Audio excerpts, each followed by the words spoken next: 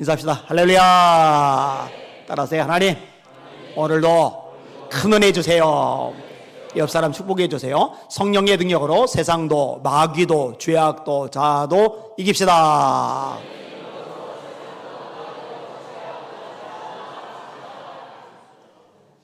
아멘. 다녀온 사역 이야기를 좀 해야 되겠죠. 그냥 어제 쓴 글을 읽어드릴게요.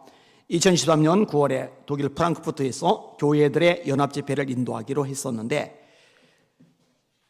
아킬레스건이 끊어지고 말았습니다. 하는 수 없이 집회 일정을 취소해야 했습니다. 저 대신 다른 분이 연합집회 강사로 가셨고 그렇게 연합집회가 진행되었습니다. 그 후로 다시 제게 연합집회를 인도해달라는 연락이 왔습니다. 연합회 회장이 신국일 목사님에서 박동원 목사님으로 바뀌었는데 다시 강사로 와달라고 요청한 것입니다. 2023년도 4월에 독일에서 성령교회 부흥회를 인도한 데 이어 다시 2024년 9월에 독일에 가 말씀을 전하게 되었습니다. 성도들에게는 유럽 땅에 다시 부흥이 일어나야 한다고 강력하게 기도해 줄 것을 요청했습니다. 독일의 현재 교회들이 많이 악해진 상황에서 독일의 한인 교회들의 성령의 불이 붙어서 독일 현지 교회들까지 그 불을 붙이도록 기도해 달라고 했습니다. 독일에 도착했고 목사님들과 만나 식사를 하면서 이야기하는 시간을 가졌습니다. 목사님들이 제게 요청한 것은 유럽, 독일에 관심을 가져달라는 것이었습니다. 아프리카 등 다른 곳 이상으로 복음의 능력이 필요한 곳이 유럽인데 한국교회에서 큰 관심을 가지지 않는다고 했습니다. 우리 성도들이 유럽을 위해서도 기도하고 있다고 하니 반가워들 하셨습니다. 목사님들이 이런 얘기를 하더라고요. 우리 대한민국과 최초로 접촉한 선교사가 누구냐? 귀칠라프 선교사님입니다. 이분이 독일 분이죠. 그 다음에 최초로 순교당한 선교사님이 토마스 선교사님입니다. 이분이 영국 선교사님이죠. 그 후에 1885년에 언더도 선교사님 이런 분들 들어오시죠. 알렌 선교사님 이런 분들 들어오시죠. 그러니까 최초로 이 대한민국에 접촉하고 순교당한 선교사님이 유럽 선교사님이다. 목사님들이 저한테 그 이야기를 하는 게 있어요. 한국교회가 빚을 졌다. 이제라도 한국교회가 무관심하지 말고 관심 가져달라. 복음 전해달라. 유럽교회 살리는데 역할을 해달라. 빚을 갚는 거다. 그 얘기를 저한테 하시는 거예요. 연합집회가 시작되는데 제가 말씀을 전하고 기도하는 중에 하나님의 역사심이 있었습니다. 연합집회 일정을 마치고 목사님들과 만찬을 나누는 동안에 그동안 있었던 연합집회와 이번 연합집회 사이에 큰 차이가 있었다는 것을 들을 수 있었습니다. 첫째로 분위기가 매우 뜨거웠다는 점이었습니다.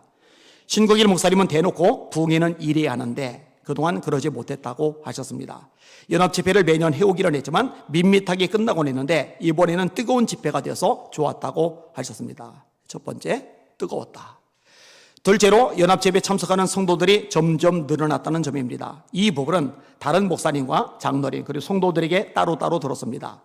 보통은 첫날 어느 정도 보이고 교회들마다 순서가 있으니까요. 다음 날부터 참석 인원이 빠지는데 이번엔 계속 늘어나서 마지막 날에 정점을 찍었다고 하셨습니다. 점점 늘어나더라고요.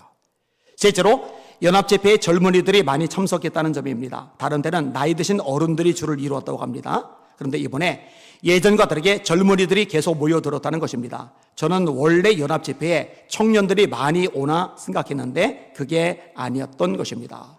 웬 애들이 이렇게 많이 오나 좋다 생각했는데 원래 그런 게 아니래. 이번이 처음이랍니다.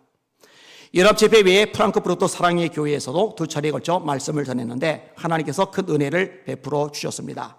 집회를 마치고 성도들과 인사를 나누는데 얼마나 극진하게 감사 인사를 하는지 제가 다 감사한 시간이었습니다. 하나님께서 계속 유럽을 향해 말씀을 전할 수 있는 문을 열고 계시다는 감동을 받고 있습니다.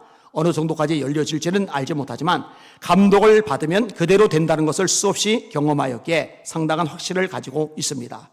금식하며 릴레이 기도를 해준 셀 리더들의 역할이 정말 컸습니다. 제가 목사님들에게 성도님들에게 얘기했어요. 우리 교회 셀 리더들이 릴레이 금식하며 기도를 하고 있다. 그러니까 은혜 못 받는 게 비정상적이니 열린 마음으로 오시면 큰 역사가 있을 거다. 이런 이야기를 이제 돌려서 한 거죠. 얼마나 감사해요. 또한 기도와 후원으로 힘을 심어주는 성도들에게 감사의 마음이 넘쳐납니다. 마른 막대기 같은 저를 사용해 주시는 하나님 홀로 영광과 찬양을 받으시옵소서. 아멘. 우리 하나님께 영광의 박수 올리겠습니다. 아멘.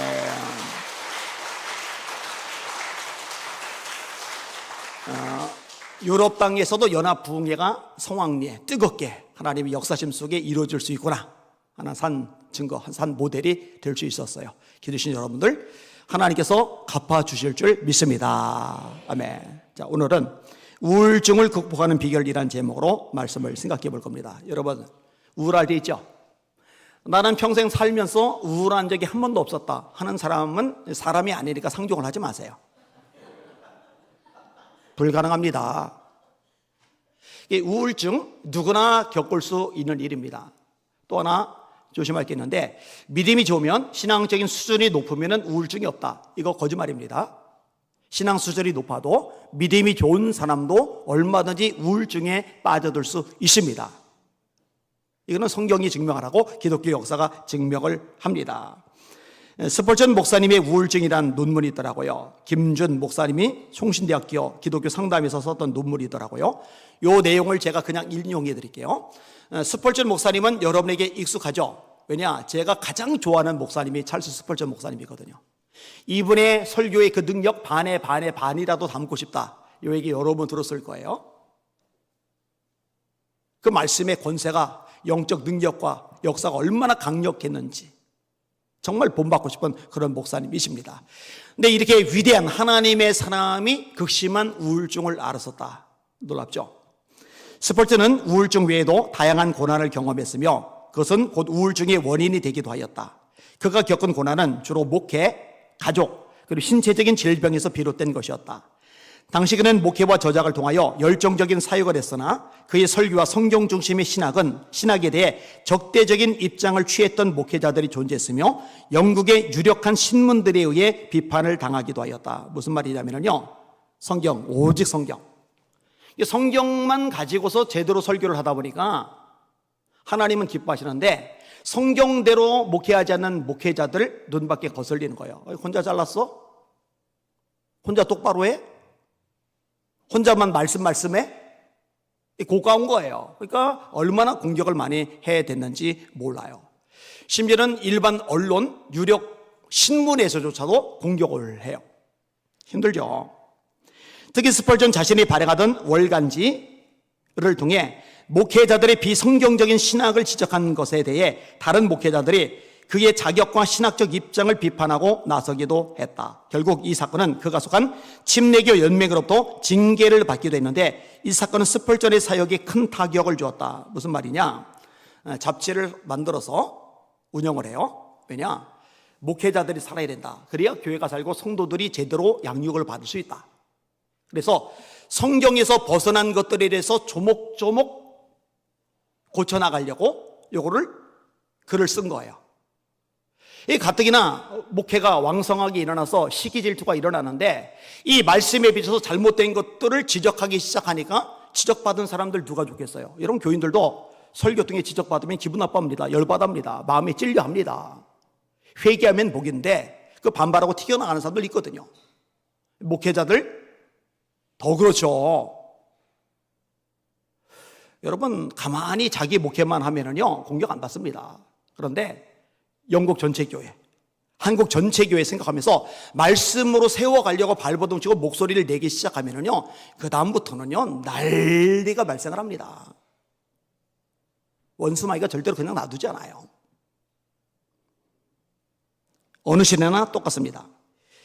이외에도 그에게는 아내 수잔나의 질병을 통해 어려움이 있었다. 스펄전은 수잔나의 사이에 두 아들을 두었지만 수잔나는 건강 상태가 좋지 못하던 몸이었는데 점점 악화되어 스펄전의 사역 기간 중 무려 27년 동안 예배에 거의 참석할 수가 없었다. 이렇게 병약한 아내의 몸은 스펄전에게 큰 부담 중 하나였다. 27년간이나 사모님이 예배 참석을 제대로 못할 정도였으니 얼마나 그게 압박이 크겠어요. 이번에 독일에서 집회를 하는데 아내가 같이 갔잖아요. 제가 아내 보고 다른 목사님들 보는 앞에서 그랬어요. 얌체라고. 왜 얌체냐? 아프리카는 안 따라가고 유럽은 따라간다고. 근데 이제 갔잖아요. 오는 비행기 안에서 목사님 나 몸이 너무 안 좋아요. 그래요. 그런데 어제는 목사님 온몸이 다 아파요. 안 아픈 데가 없어요. 오늘 아침에는 목사님 어제 한숨도 못 잤어요.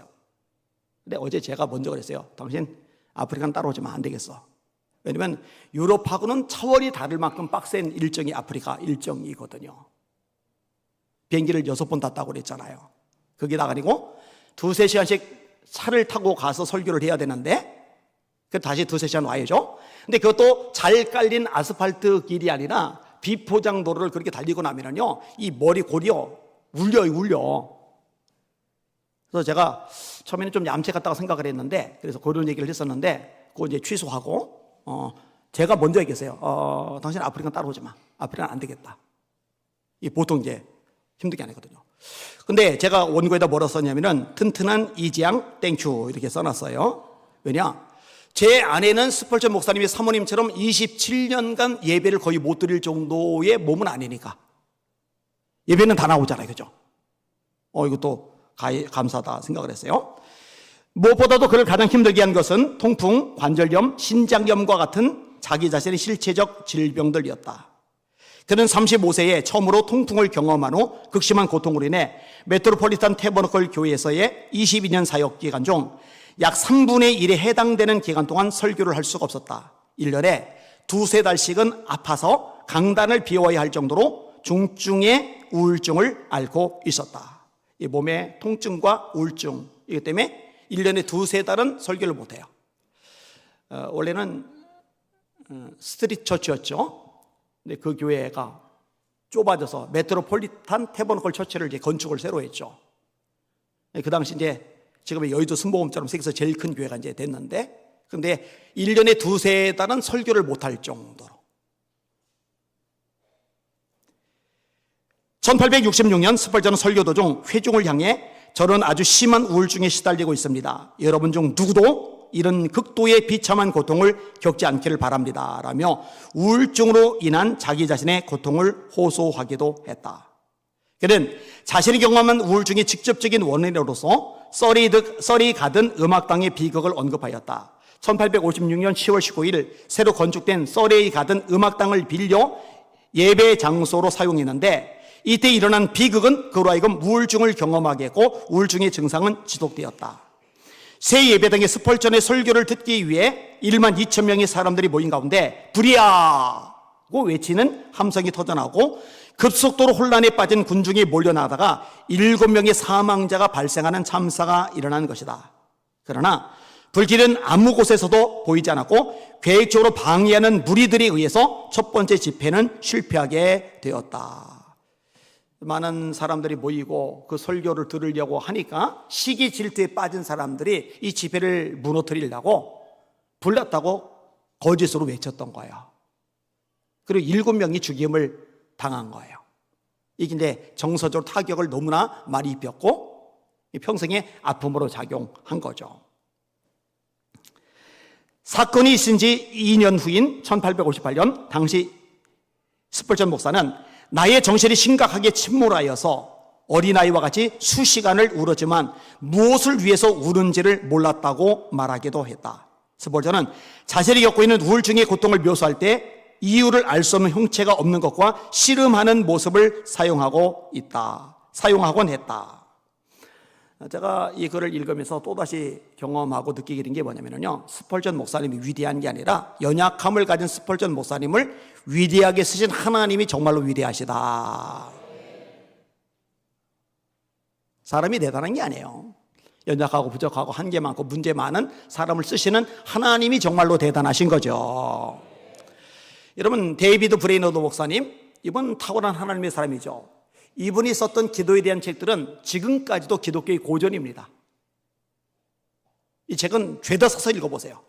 하여튼 서점에 데이비드 브레이너드라는 이름이 써 있으면 무조건 사서 읽으세요. 여러분 영혼에 성장하는데 굉장히 큰 보탬이 될 겁니다. 이분도 우울증이 심각했던 분입니다. 여러분, 오늘 본문의 시편 저자 역시 우울증에 빠졌어요. 자, 말씀 보세요. 3절 보세요. 3절 시작. 사람들이 종일 내게 하는 말이 네 하나님이 어디 있느냐 하오니 내 눈물이 주야로 내 음식이 되었도다. 내 눈물이 주야로 내 음식이 되었다. 너무 우니까 여러분 울다 보면은 시컷 울다 보면은 뭔가 짜죠. 왜냐면 눈물이 나도 모르는 사이 입에까지 간 거거든요. 닦아내긴 하는데 닦아내기 전에 미리 흘러간 눈물이 이 짠맛을 느끼게 만드는 거예요. 근데 밤낮으로 내 음식이 될 정도로 울면은 좀 상태가 굉장히 안 좋은 거죠. 9절 보셔요. 시작. 내 번성이신 하나님께 말하기를 어찌하여 나를 잊으셨나이까? 내가 어찌하여 원수의 압제로 말미암아 슬프게 다니나이까? 자, 영적 상태가 지금 많이 힘들죠? 하나님 왜 나를 잊으셨습니까? 하나님 왜 나를 잊으셨습니까? 원수의 압제로 말미암아 내가 슬프게 다니나이다. 너무 슬퍼요. 왜 그런 거예요? 다시 보세요. 상황이 안 좋죠? 3절 보세요. 3절 다시 시작. 사람들이 종일 되게 하는 말이 네 하나님이 어디 있느냐 하오니 네 눈물이 주야로 내 음식이 되었도다. 야 네가 믿는 하나님 어디 갔는데? 하나님 전능하시다며, 하나님 너 사랑하신다며, 하나님 너랑 함께 하신다며. 근데 너는 왜 삶이 고모양 고꼴인데 네 꼴을 봐. 네 하나님이 어디 있느냐. 그만큼 상황이 안 좋은 거예요.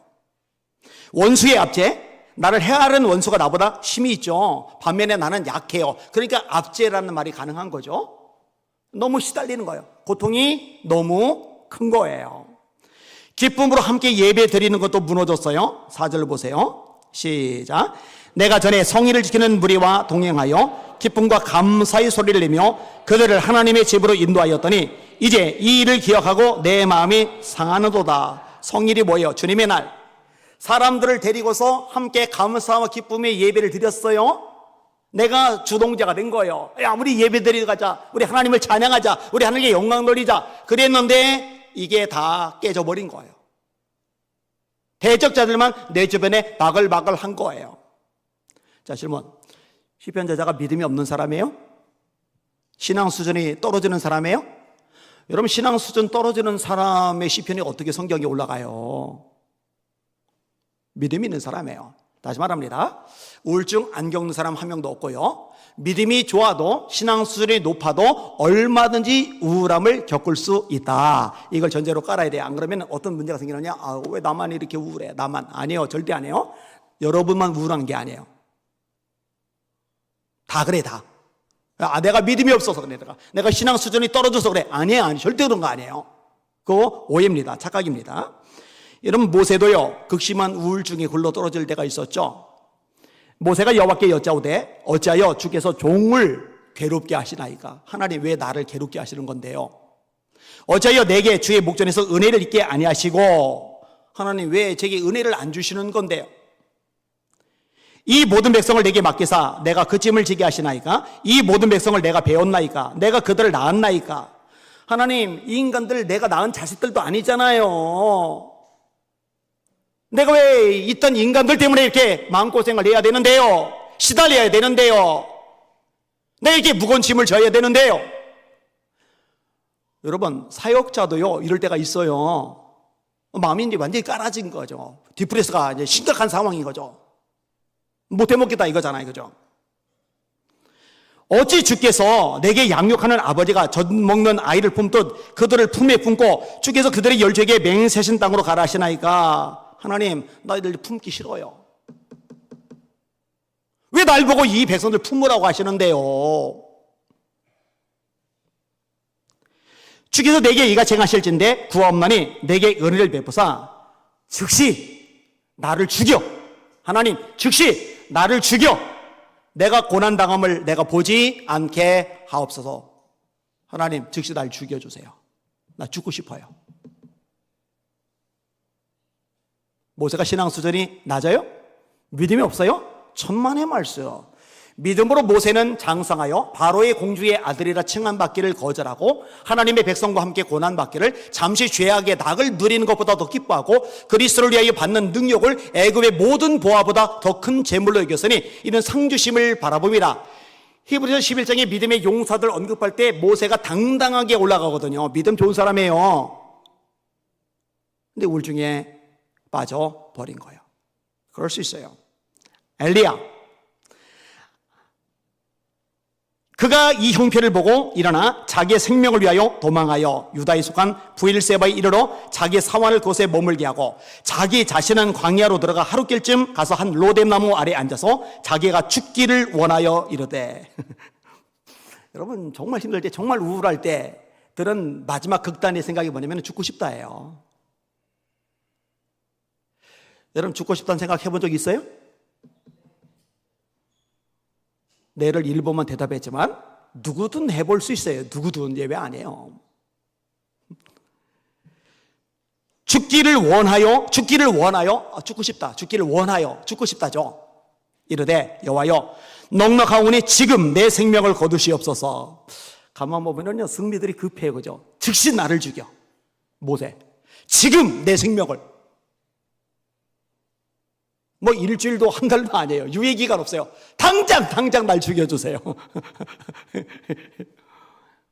여러분 예레미야도 그렇잖아요.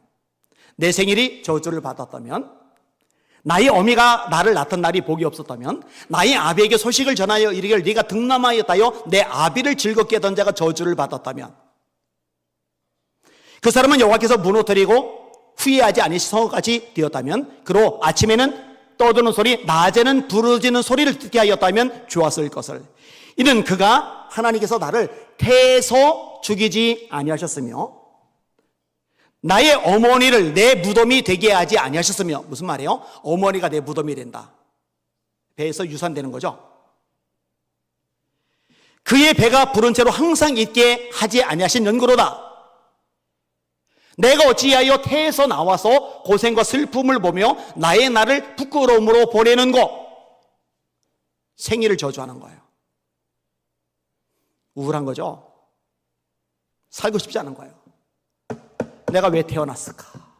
안 태어났다면 좋았을 텐데.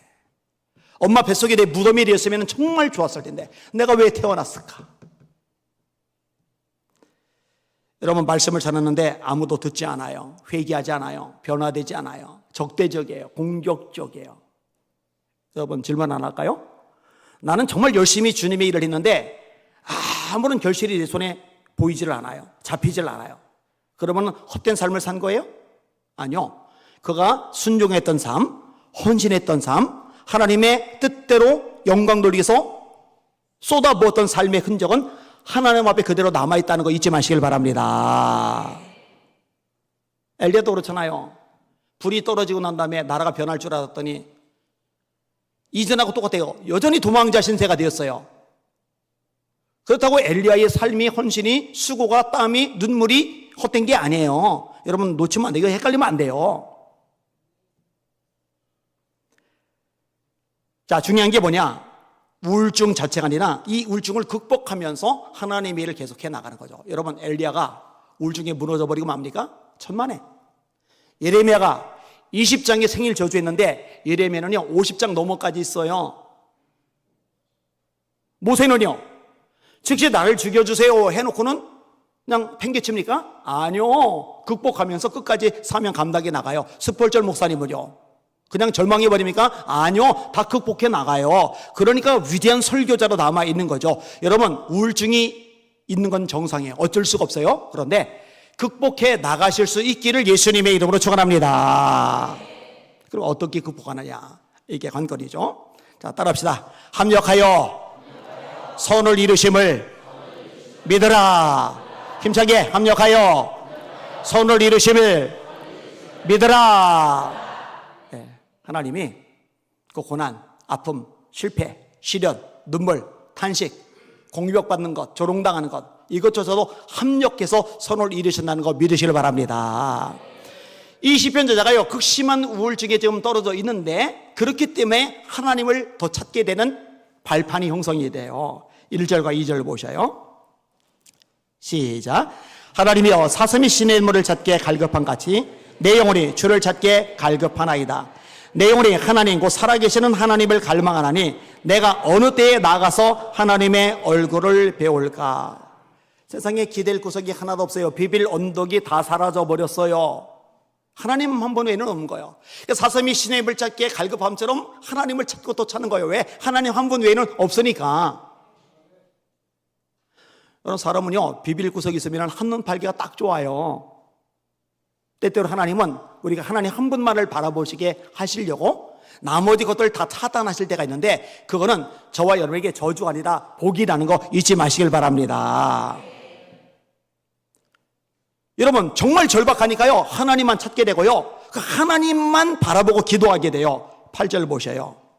시작. 낮에는 여호와께서 그의 인자심을 베푸시고 밤에는 그의 참송이 내게서 생명의 하나님께 기도하리로다. 아멘. 대학생 때 신학대학교를 다녀요. 교회에서 전도사로 말씀을 전해요. 근데 우울증이 밀려들면은요, 감당이 안 되는 거예요. 동기들하고 얘기하는 것도 싫고, 책을 읽는 것도 지겹고, 책을 그렇게 좋아하던 제가 수업 듣는 것도 짜증스럽고, 그냥 마음이 깝깝한 거예요. 답답한 거예요. 그러면은요, 수업이고 책이고 뭐 동기고 다 내팽개치고요, 혼자 기도탑 올라가요. 세월 지나고 보니까 하나님께서 손을 이루신 거예요. 하나님께서 저로 하여금 더 깊이 더 강력하게 하나님께 기도하도록 역사하신 거예요. 할렐루야. 제가 막 좀 기분이 업돼가지고요, 막 흥분해가지고요, 막 친구들하고 막 놀러 다니고 막 뭐 카페 가서 막 수다 떨고 막, 여러분 그러고 있으면은요, 하나님 이러겠어요? 안 그런다니까요. 여러분들 뭐 동네 아줌마들 만나서 막 수다 떨다가 갑자기 마음속에 하나님 이렇게 돼요? 수다 떨 때는 하나님도 사라져버리잖아요. 그죠?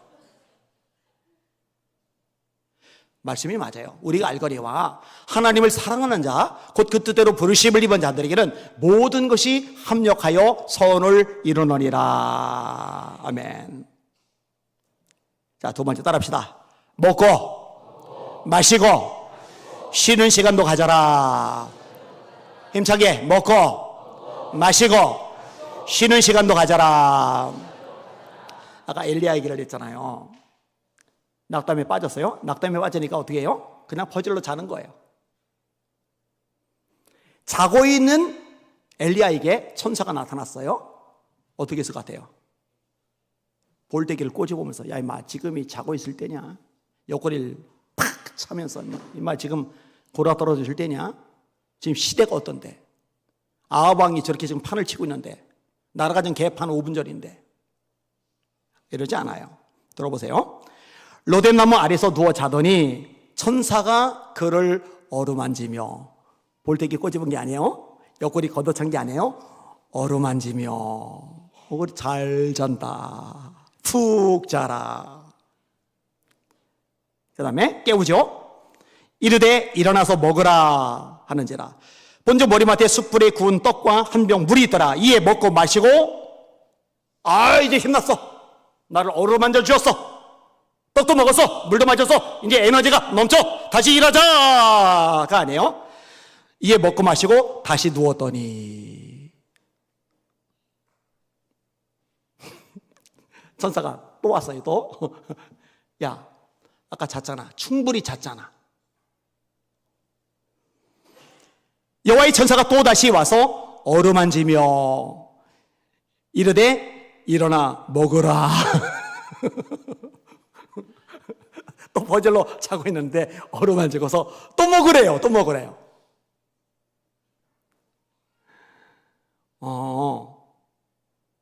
이거 필요하구나. 제가 사실 바뀐 것 중에 하나가 이 부분입니다. 제가 뇌수술을 받기 전까지만 해도요, 잠하고 원수를 졌냐고 하우영 목사님이 늘 말했어요. 옆에 있으니까 보잖아요. 할 일은 많고 시간은 쪼들리고, 그리고 어떻게 해요? 잠을 줄이는 거 외에는 시간을 확보할 수 있는 방법이 없잖아요. 근데 제가 뭐 천지사방 아프기는 한데 또 버티는 건 또 돼요. 기초 체력은 이제 좋다라는 얘기죠. 여러분, 제가 때로 1시간, 2시간 자고서 새벽 예배 인도할 때도 있어요. 못 일어나잖아요. 근데 저는 다행히 이제 그게 돼요.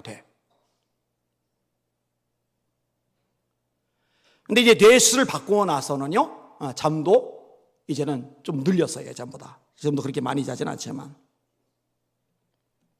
잠을 자고 먹고 마시고 또 잠을 자고 먹고 마시고, 그런 엘리야를 어루만져주고. 왜? 쉼의 시간도 필요한 거예요. 지금 우울증에 빠진 엘리야이거든요. 여러분, 이런 부분 무시하면 안 되는 거죠. 여러분들도 마찬가지예요. 때때로 너무너무 울적할 때 잠도 좀 푹 자주는 것도 필요하고, 마시는 거 먹는 것도 필요해요. 마시는 거 너무너무 먹고 싶은데 돈이 없어서 힘들다 하는 분들은 저한테 연락하시면 제가 마시는 거 사드릴게요. 명륜, 지금 누가 아멘 했어요? 누가 한 명이 아멘 하려는데? 진짜 이 빈말 아니에요? 그 명륜 진사갈비 무한리 비리더라고요. 그죠? 2만 원이면 되던데. 그 집 삼겹살 맛있더라고요. 그죠? 명륜 진사갈비 홍보해 주는 건 아닙니다. 자, 세 번째 따라합시다. 자신의 영혼을 향해 선포하라. 힘차게 자신의 영혼을 향해 선포하라. 시편 저자가 잘하는 건데 5절 한번 보세요. 시작.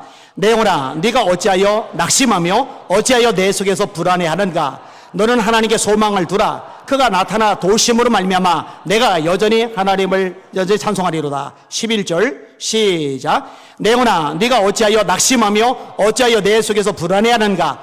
너는 하나님께 소망을 두라. 나는 그가 나타나 도우심으로 말미암아 내 하나님을 여전히 찬송하리로다. 아멘. 자기 영혼하고 향해서 명령하는 거예요. 내 영혼아 너 어찌해서 낙심하고 있어?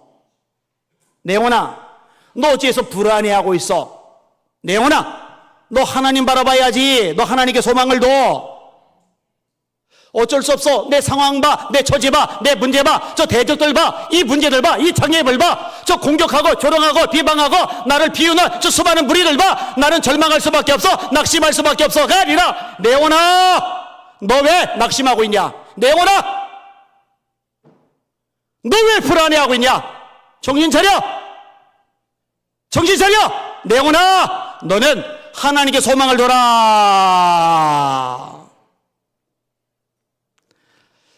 여러분 입술에 권세가 있다는 거 알잖아요. 따라합시다. 네 입의 말로 네가 얽히게 되었느니라. 따라하세요. 죽고 사는 것이 혀의 힘에 달려나니.